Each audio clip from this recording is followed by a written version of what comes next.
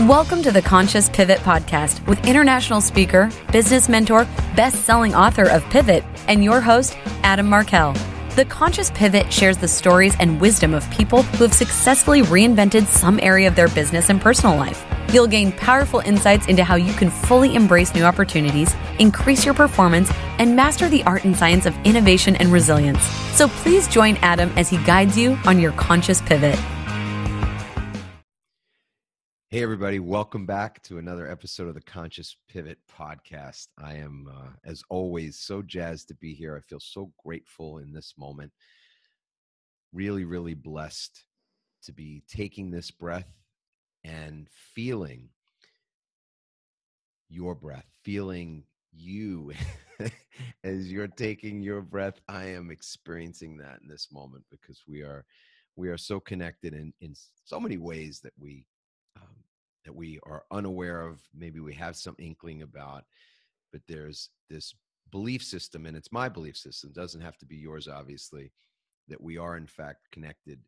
And it just takes a bit of awareness and a bit of presence to really feel it. So even though we can't see each other, and maybe you're seeing me and I'm not seeing you, of course, but there is this deep connection between us. And what a profound thing it is just to take a breath, actually. I remind myself of this all the time, and every opportunity I get to remind other people of it, I do the same. As we take a breath now, as we're breathing in this moment, there are people who are taking their very last breath. So that makes this moment, it makes this act of breathing sacred. It's special, it's important, and we get to do it together. And that is truly a blessing for which I am profoundly grateful. Today, I am also grateful to be spending time with a gentleman that I'm going to introduce you to in just a moment. So stay tuned. His name is Joseph Ranseth, and he's a really great man, and somebody that I connected with recently through a friend, and getting to know him, said he'd be an incredible guest on this show. He's got a great number of really poignant stories to tell about his pivoting experience and where he is today. So in just a moment, we're going to be back with the Conscious Pivot Podcast.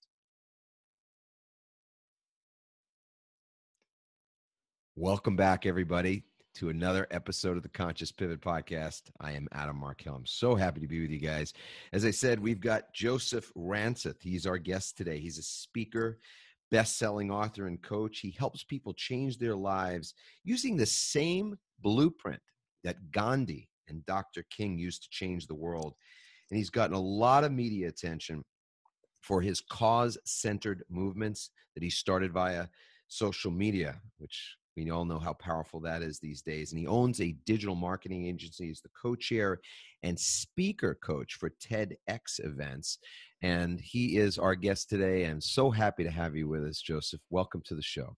Thank you so much. I'm grateful and excited to be here to share this time with you as well as your audience.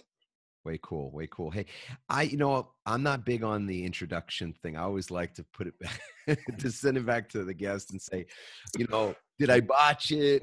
Is there a hole in all that? And obviously I'm going off of what I've got here, but share with us a little bit about yourself and what's important to you today. What are you passionate about? What are you working on? And anything else that you'd like to let us know about you?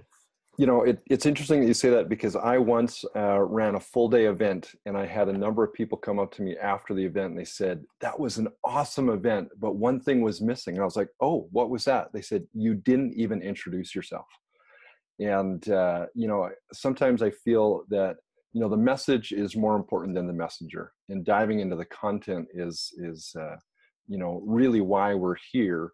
And we get to know each other through the essence. But, I think the one other thing that I'm working on that I'm really excited about is an event called the Global Influence Summit, that I helped found. We're going into our third year. And it's an event full of authors, speakers, coaches, and other purpose-driven entrepreneurs come together for a 3-day deep dive on, how do we increase our reach and how do we increase our, impact on the planet. So it's really designed for people who have a message. Obviously, they want to grow a business, but the purpose and the meaning and the impact is more important than the profit itself. And for me, how I got here has been a long journey, and we're going to talk about this, a little bit, through some of the pivots that I've made. But for me, I just feel so grateful to have been on the journey of business, but very early have gotten some advice from a mentor that put me on a path of realizing that our purpose here is so much greater than just the numbers in our bank account, and that we can touch lives, and our legacy, really comes down to the lives that we touch through who we become, not necessarily through what we acquire. Yeah, beautiful. Who was that mentor? Dr. Stephen Covey. Yeah, if you're going to pick a mentor, that's a good one. That's a good one to have, and that's wonderful advice. So life is a joy. It's a blessing, and it's not always easy, right? Mm-hmm. This is pretty much everybody's experience, at least it seems so to me at this point. So would you share a little bit about your pivot journey? And I know there's been lots of pivots along the way. So you decide where do you want to start the journey with us? Well, one of the questions that I'm often asked is, okay, hey, you help people start movements. Like, how did you get into that? Right. There isn't a degree in school, for, starting movements. There isn't. I'm trying to remember back to high school. Not that I'm aware of, at least. Movement creation 101. The guidance counselor told me to go into law, not necessarily starting movements. But for me, I started on the journey. I got into internet marketing in the late '90s, and was fortunate to be in the right place at the right time, and did some neat stuff. But from a very early age, my heart was, towards service. I can remember as a kid, I wanted to be like Jesus. I can remember just learning about these great transformational leaders that changed the way that people saw the world. And somehow I ended up on this path of, business and marketing, which is, often looked at as how do we maximize profit? And while I was in the middle of all of this internet marketing, my heart was pulling me in another way. It ended up kind of in this internal ping pong match between here's what I do for money, but here's what I would like to do for meaning, right? Here's where I earn profit, but my purpose is calling me. And I saw them really at odds with each other. And I went from this place of being an internet marketer to being an ordained minister, and feeling like they were, so diametrically opposed to one another. And this dichotomy was actually creating quite a bit of agony, within my soul, of saying, well, here's what I do to keep the lights on, but here's what I do to keep my light on. And they felt at odds with each other. And it wasn't until I got some advice from one of my earliest mentors, who I said was Dr. Stephen Covey, who many will know wrote the 7 Habits of Highly Effective People. And I haven't found this advice in any of the books, that I've read from him, but it really landed on me. He said, Joseph, if you want to be successful, you need to learn how to integrate the spiritual with the secular. And it couldn't have been more poignant for me, because this, battle that I was having those two at odds, and by spiritual, I don't necessarily think he meant religious, although he was a deeply religious man, spiritual, he was talking more about purpose, and you've heard the parable of the 3 stonecutters, where the old man is journeying and he asks, these 3 men he meets in the stone quarry, what are you doing? And the first says, oh, I'm cutting stone, I'm getting callus on my hand. Right. The next says, I'm earning an honest day's wage to support my family that I love. And the third stops and looks, high to the heavens and says, I'm building a cathedral to glorify the Most High. Right. We can do the same thing, but when it's driven by a different purpose, it unlocks a power. And I believe that is the essence of spiritual, right? What is important to us? What's the meaning? What's the purpose? And when we find that, that's when we find that state of flow, that state of alignment, of knowing that we're in tune with something that is, meaningful to us. And I believe that that's where the greatest contribution and greatest service comes from. Yeah. So you came out of high school and guidance counselor said, be a lawyer.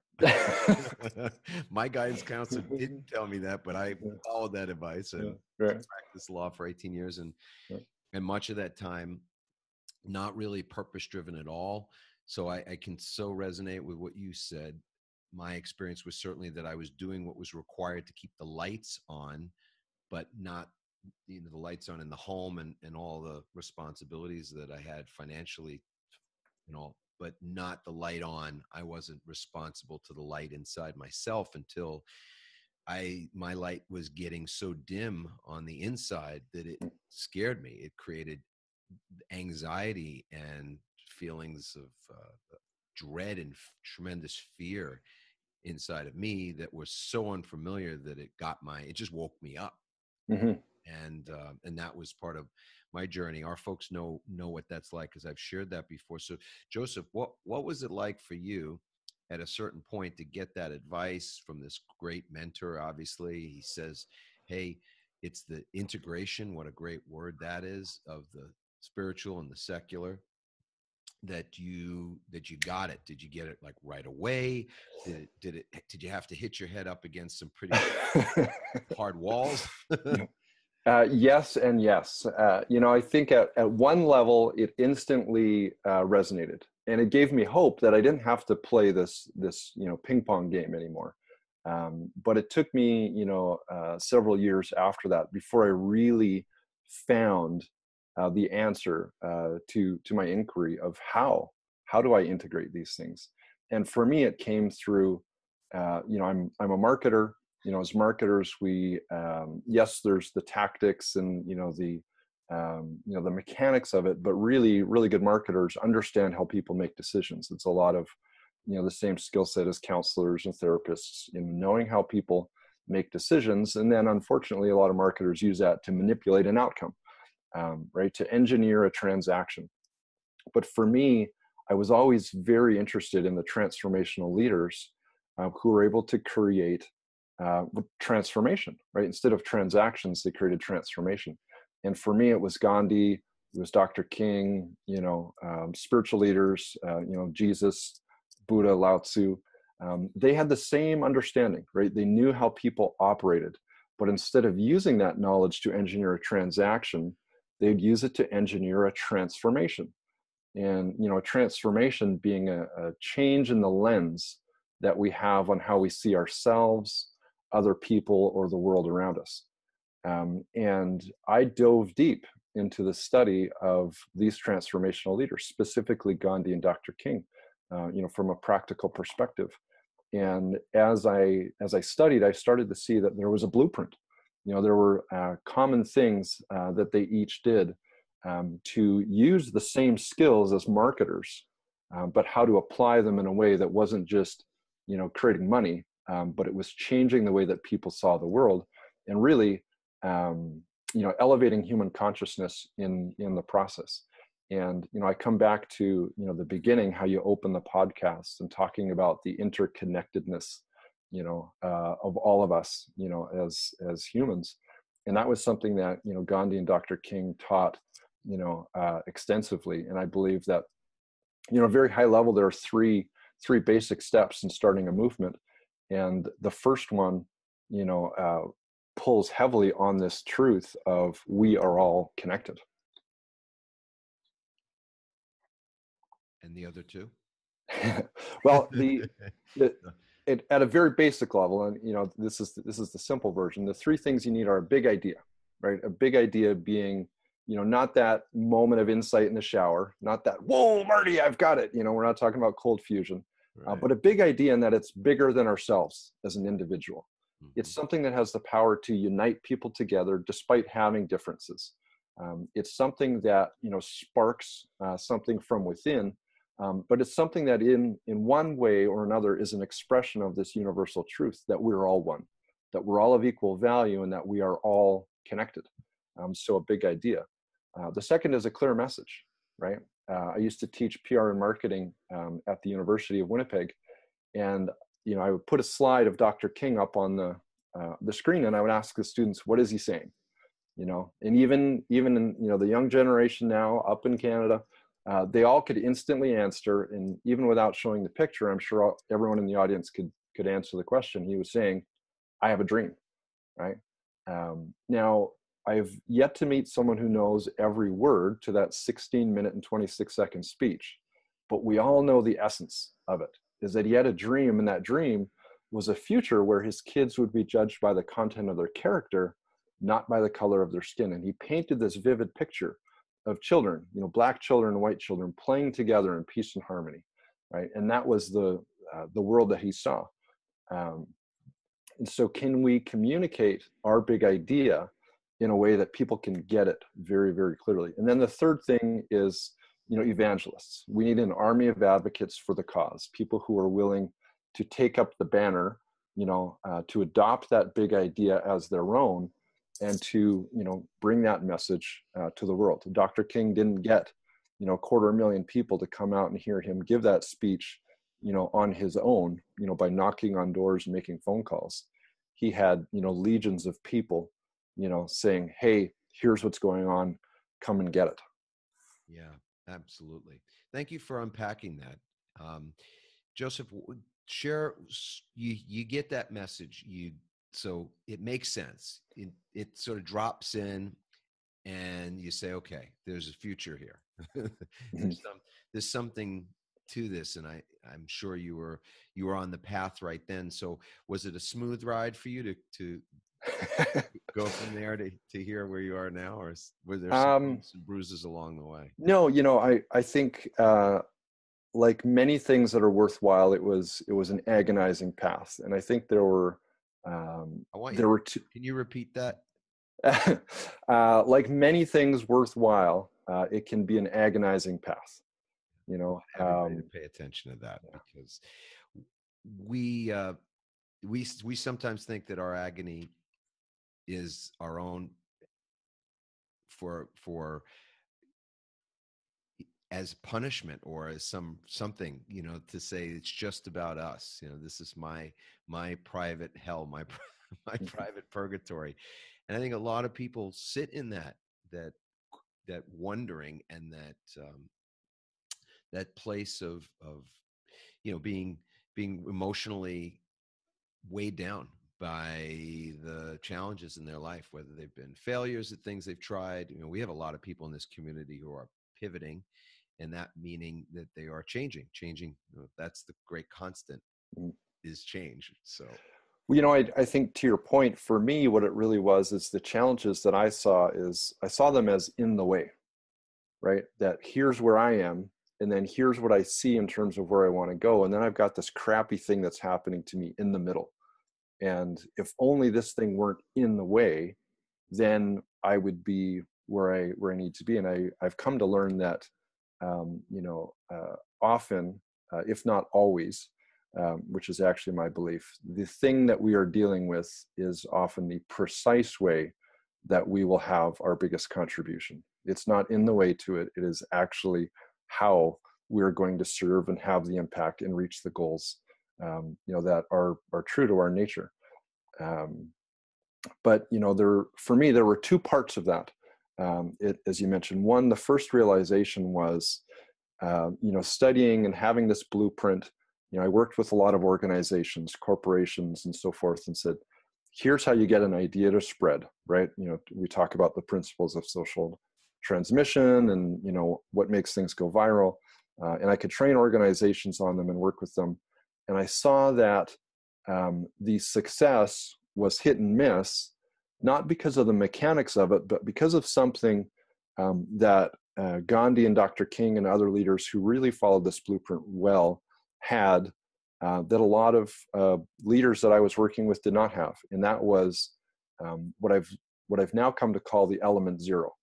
And that essentially was, that personal power and the conviction that those leaders had. Gandhi and Dr. King were willing to lay their lives down for their cause. Is that a conviction and a personal power that we have about our business, about our goals? And if not, I think there's a power that's absent until we are so convicted by what we're doing and knowing that it's a part of our purpose that we arrive at that spot. And it was interesting because years ago I was chatting with my assistant at the time, and I was explaining, how all this worked. I said, there's three things. There's actually a fourth element, to it, but it doesn't come after these three. It comes first. And it's this selfless love. Like, it's this desire to serve and this willingness to just give it all in the service to other people. And a few days later, she circled back and she said, okay, I want you to tell me about this element zero. I was like, what do you mean element zero? She said, well, you said there was a fourth element, but it actually came before the first one. So I just called it element zero. And as someone who studied branding and messaging, I thought, this doesn't make sense. That's a crappy name, but there was something about it that really landed for me. And within 24 hours of saying that, I came across a passage where a journalist in Britain asked Gandhi when he landed there to negotiate, with the monarchy. And the question was, what was your secret, right? They were asking Gandhi, like, how does this 90-pound guy in homespun clothes bring the largest empire on the planet to its knees? And his answer was 6 words: I strive to make myself zero. And, Gandhi was far from perfect, but his purpose and his intention was, this isn't about me. This is about service to others. And I'm willing to lose myself completely in the service to others, even to the laying down of my life. And so I saw that this was one of those things that was absent. And my heart really turned to, how do we cultivate that? How do we do more of that?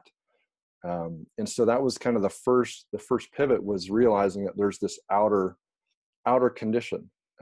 But when you look at some of the same spiritual principles that these leaders taught, anything out there is always a reflection of what's going on in here, which, for me, opened up a lot of doors of saying, what is it in me? How can I, be of greater service, and how can I be willing to let go? And more recently, I found that life answers the call.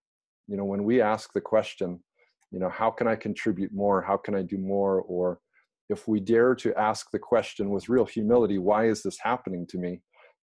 Life will give us the answer. And for me, that came in the form of an accident. 2.5 years ago, I was in an accident. I suffered a traumatic brain injury, and essentially, ended up losing just about everything. And it was one of these moments where I was asking, like, why is this happening to me? And I was doing it not in an enlightened tone, but really in a whining tone, of feeling like, I just want to serve, I just want to contribute, and I want to do all of these things. And I can remember speaking at this event, and I received an award, this Thought Leadership Award, and everything on the outside seemed to be going right. But this was in a time where I was in the throes of this injury, and I couldn't work. I couldn't do anything on a computer because I was seeing double of anything. It was a traumatic brain injury. I was in an accident, fell and landed on my head, and essentially was off work for over a year. I had this moment of just thinking, why is this? I'm employing people, I'm supporting a family, I'm trying to do good.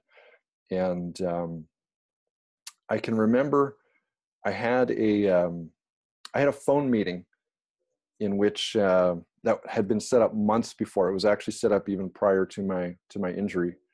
And it was the first phone call that I did. So it's about 5 months into my accident.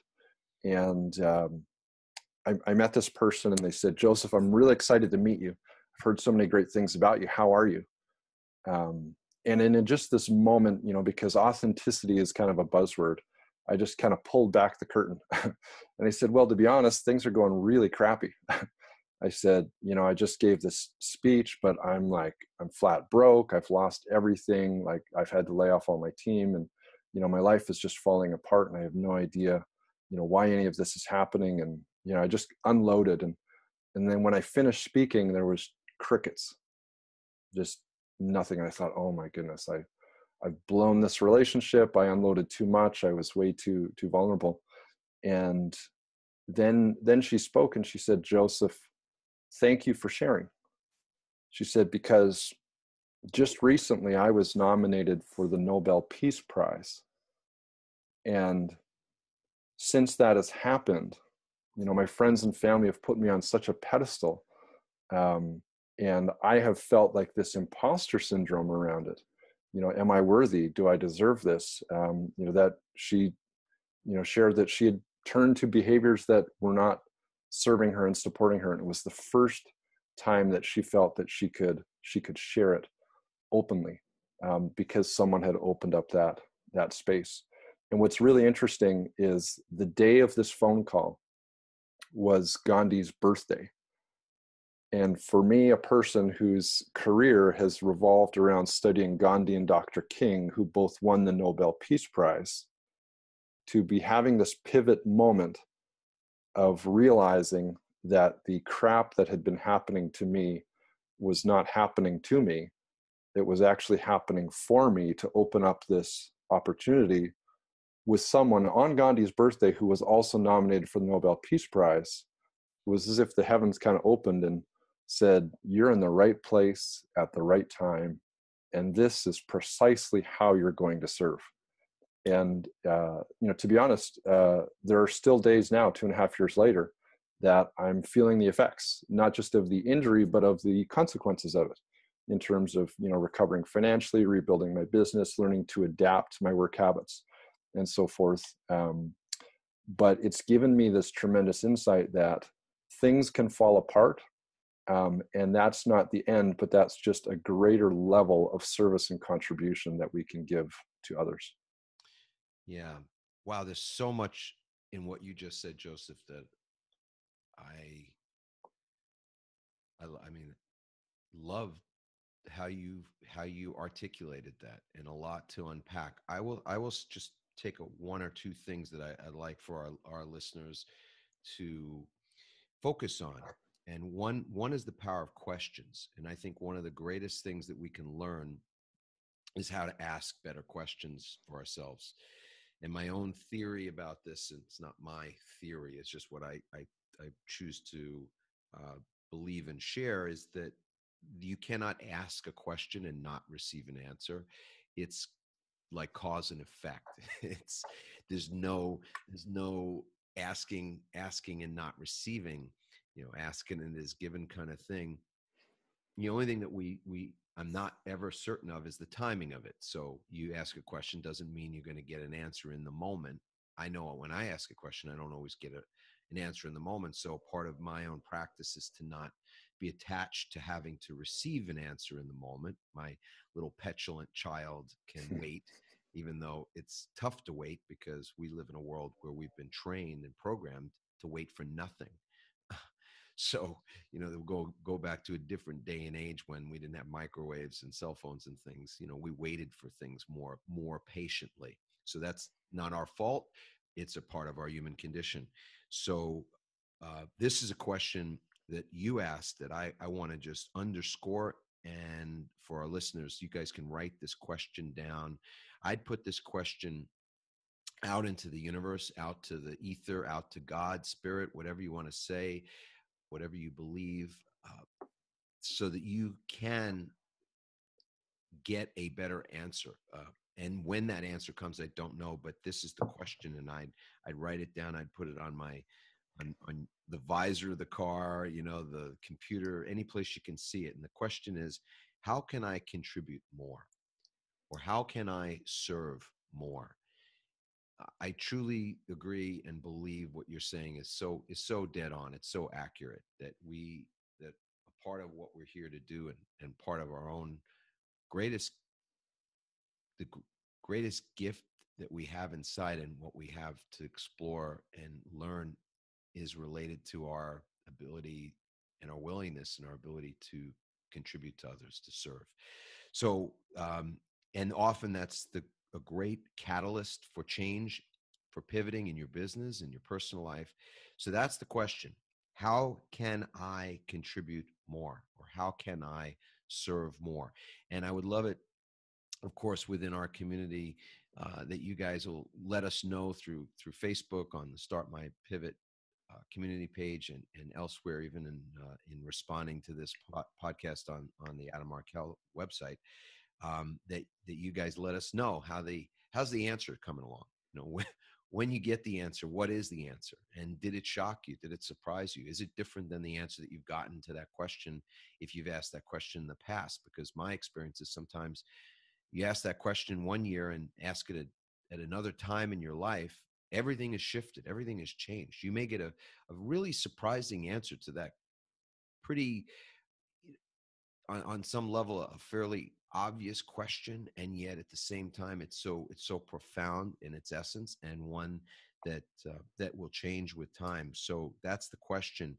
And the other thing that you brought up, which I think is really, really cool, is the idea of what a challenge, what's the purpose of a challenge, and the connection between challenge and purpose.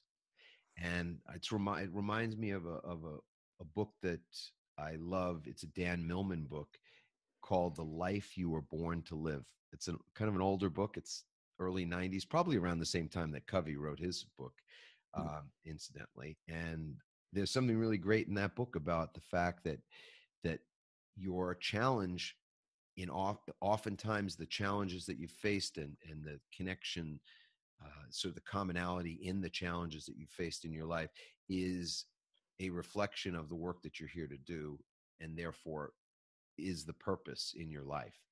When you work on that challenge, when you are working through that challenge, when you're seeing that challenge as working for you, not against you, you're on to something. Let's put it that way. That's what it sounds like you're saying, Joseph, that you're on to something.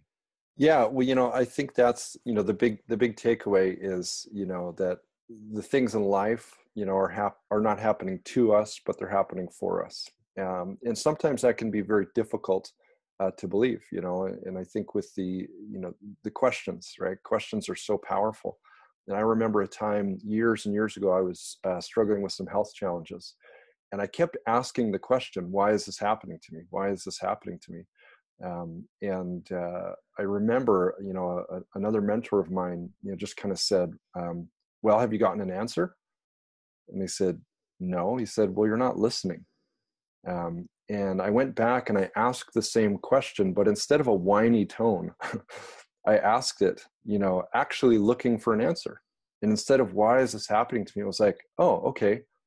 So why is this happening to me? And I think why is a dangerous question, right? It can be an endless loop because we can never know. But the question is, like, how do I use this in service to others? Can be a very, very powerful one. And I know that, at our core, we can have this response, that life is working for us or life is working against us. And when we're in the throes of, discouragement, I experienced a lot of depression, through my accident, and the brain injury. Asking a question of how can I serve more was not necessarily, a healthy question at that time, because all it brought up was, well, I'm not doing enough. I'm not doing enough. But just that subtle shift of how can I use this in service to others really takes away that assumption of I might be doing something right or wrong to, yeah, okay, so how can this be used in service to others? And it eliminates the judgment. And I found that really that is the core is, at our deepest level inside, do we believe that life is for us or against us, right? Or do we believe that we're for ourselves or against ourselves? And, that's really one of the core, core beliefs.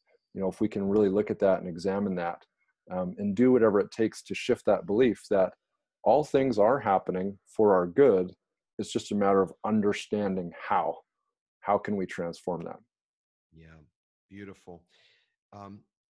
Joseph, what is it that you do if you've got some rituals?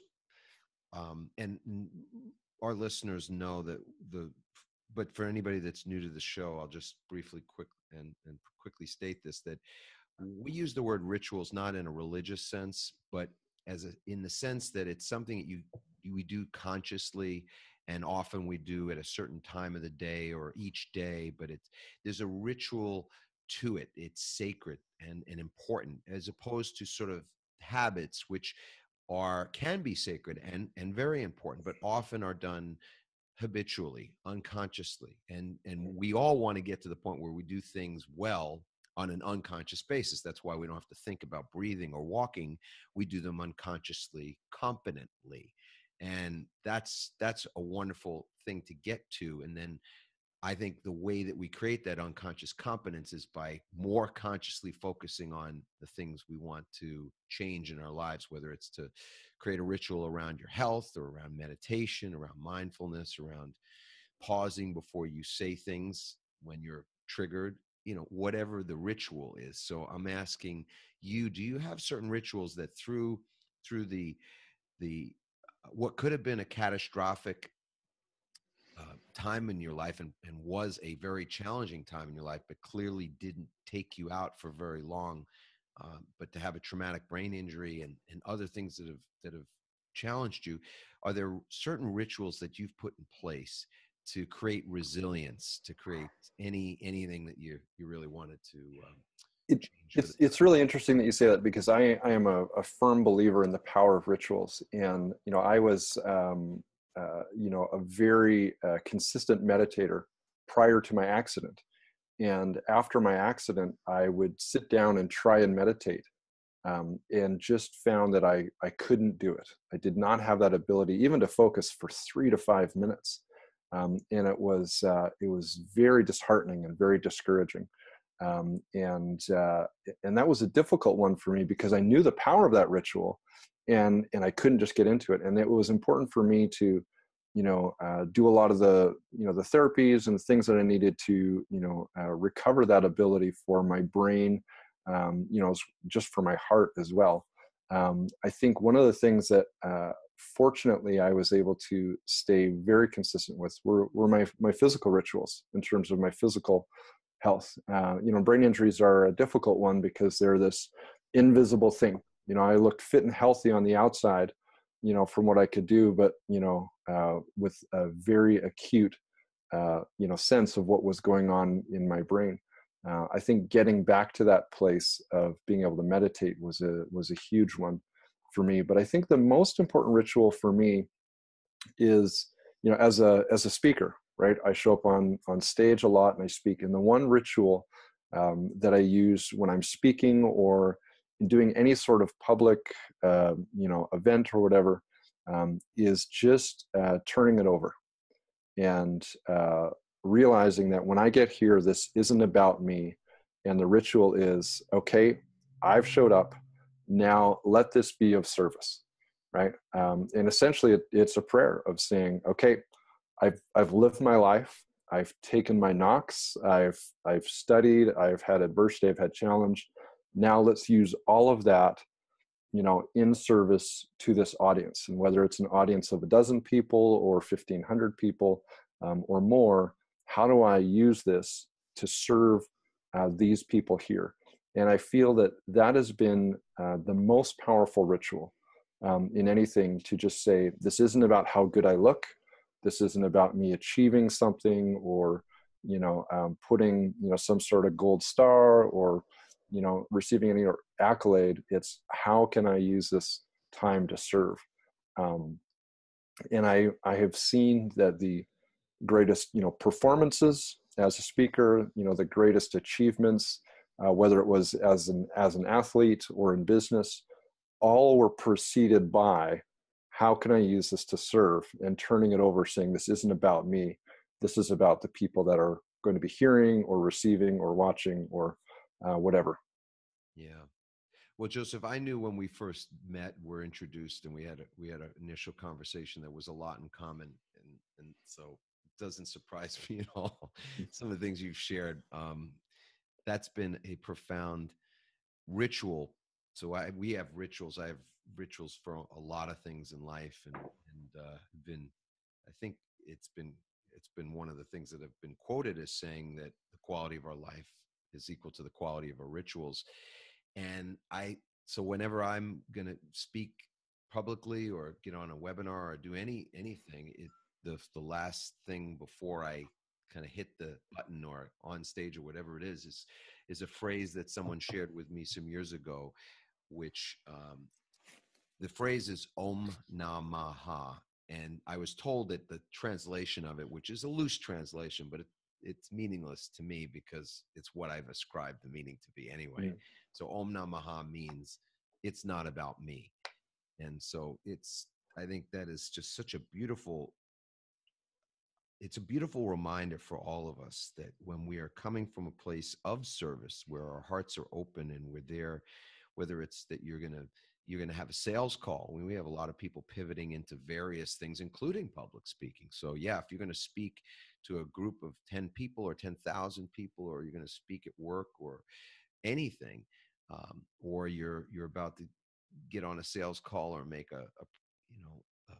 create marketing copy and things of that sort, great to infuse all of your communication out into the universe and into all other people with that energy of, it's not about my ego here. Yes, Mm-hmm. I have an outcome. Yes, I have goals, and there's no question I want to achieve certain things. And at the same moment, to be able to have that goal, then this is we could spend hours on this alone. The idea of what it means to give meaning to a goal or some accomplishment that you want, and at the same time detach from it. Mm-hmm. So that it's about that, and letting go of it being about you in that. So yes, great if it happens, wonderful if it happens, but it's not about you anyway. Mm-hmm. It's about being of service, or to be about other people. So it takes I mean, from a speaking standpoint, for one thing, it puts you in the right space, heart Mm-hmm. space, not head space as you start. So yeah. Well, and it's interesting as you're saying this, I'm reminded of one of the really powerful truths that has impacted me so much. Lao Tzu said that the words of truth are always, paradox, right? And I love this truth that we share, that it's not about us. And in paradox to that, one of the things that I have found as another personal ritual is looking at everything through the lens of, it's all about me. In terms of when I'm interacting with other people, and let's say someone annoys me, right? To stop and say, this isn't about them, this is all about me. So what is it about this thing that's going on, in them that I don't like or whatever? What is that teaching me about me? And I think often what we like to ascribe, and we call people old souls, is really just pointing to people who have this ritual of reflection, of stopping and asking the question, what is this teaching me about me? I get about 15 to 20,000 visitors a month to my website through one blog post alone, which is about the quote, from Gandhi, that we attribute to Gandhi of, be the change you want to see in the world, which he didn't actually say. And I wrote this whole article about it. And, but in the article, it explains this deeper truth that Gandhi was pointing to, is that everything we see out there is a reflection of what's going on in here. And I think probably the most profound ritual, more so than any sort of, exercise I can do in terms of, meditation or journaling, things like that, is being in that state of reflection of this thing that is triggering an emotion with me, whether negative or positive, is teaching a lesson about me. And to stop and ask that question of, what is this teaching me about me, so that I can use it in greater service to others. Yeah, beautiful. Joseph, this I don't know where the time went. It's amazing how quickly it goes when you're enjoying yourself. When I'm enjoying the conversation, it goes so fast. So I have thoroughly enjoyed this conversation. I'm positive that others are enjoying it at this very moment, which is way cool. I mean, there's another old soul concept or book that has some really beautiful concepts in it, which is Jonathan Livingston Seagull. And there's a character in that book, a seagull by the name of Chiang, and Chiang says something on the along the lines of, the moment you decide, you're already there. And it was triggered for me what you were saying, the idea that time, that there's this sort of collapsing of time and space, that things just come together. And as we're saying this, as we're having this wonderful conversation, it's just a collapsing of time and space, that other people will be listening to it. So this podcast will be up and people will be listening to it and having this moment of connection with us right now. So it's gone quickly, but it's been a blessing, a joy. Thank you for being a guest on the show. Oh, it's been a gift. Thank you so much. And I'm grateful to be a part of it and to connect with your audience. Yeah, way cool. How is it that people can find out more about you and what you're up to? Well, josephranseth.com, and I'm on all the social media, Twitter and Facebook. Twitter's my favorite. Love to hear from people if they have any insights. Love to hear them reach out, and I'd love to connect there personally. I manage that all on my own. And for those who are interested, who have this desire to do something, in service to the planet, would love to see you come out to the Global Influence Summit. It's a beautiful environment, where there's coaching, there's collaboration, there's connection. We'll have about 150. Last year we had about 150 authors, speakers, coaches, purpose-driven entrepreneurs in the room, just really there for that single purpose of saying, how do we increase our reach? How do we increase our impact? In the big purpose of elevating human consciousness and, transforming the planet for the better. Would love to see folks there, and would just love to. We'll put that information in the show notes as well. So for those of you that have checked out the show notes right now, you can go to Joseph Ranseth, RANSETH.com, and there'll also be in the show notes information about the event that Joseph is going to be doing. And that event's in San Diego, is that right? This year it's in San Diego, March 14, 15, and 16. Excellent. That's way cool. Well, we'll have plenty of time for people to book travel, hotel, all that kind of thing. I may be there as well, which I'm looking forward to. Would love to have you. Yeah. Checking that out. So everybody have a beautiful, wonderful, blessed day, whatever you're up to. Remember, as we began our podcast, we'll end in the same way, recognizing just how blessed, lucky, favored we are to be able to take this breath. And what I wish for you, and I wave my magic wand, I love to do this, that we all get to wake up tomorrow, because there's just no guarantee that we all get to do that. So what a blessing it'll be that we do. And of course, there's 3 steps to the ritual for waking that I'd love to share, and it's always optional. You guys check it out, see if it works in your life. It's definitely made a profound difference in mine over the last 8 years, and have had the real honor to share it with so many people around the world. And that is that you wake up tomorrow, that you wake up, and in that waking moment, that first breath that you take, you realize, you have that realization that there's something special happening here, because there are people right then and there that are taking their last breath, or that have not woken up, that didn't get that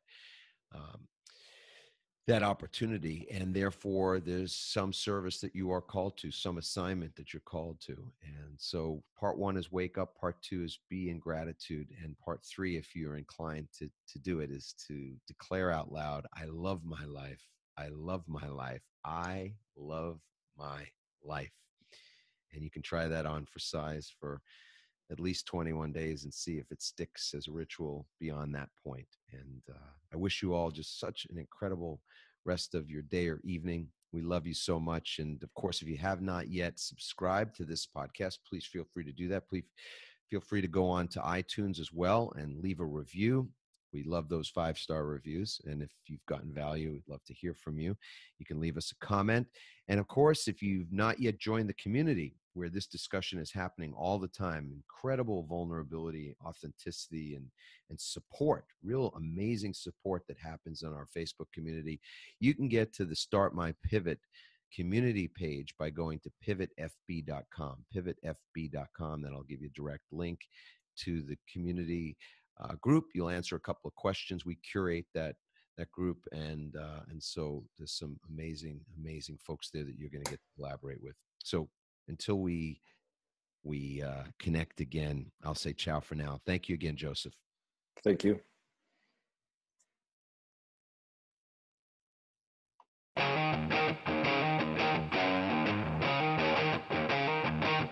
Thanks for listening, everyone. We hope you now have the tools and greater insights to navigate your own pivot. Help us inspire others by sharing this episode and leaving your comments over at adammarkel.com/podcasts. For more tips, strategies, and support as you consciously pivot into a new business and lifestyle you love, join our Pivot community on Facebook at pivotfb.com.